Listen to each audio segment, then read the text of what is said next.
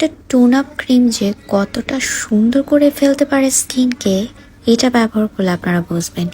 এই tone up ক্রিমটা যে কোনো সেন্সিটিভ স্কিনের জন্য একদম বেস্ট। আমার টোন আপ ক্রিম ছাড়া একদমই চলে না, কজ আমি মেকআপ খুবই অ্যাভয়েড করি বাইরে বের হওয়ার জন্য। ঝটপট রেডি হওয়ার জন্য আমি এই টোন আপ ক্রিমটা মোটামুটি 1 বছরের মতো ব্যবহার করছি।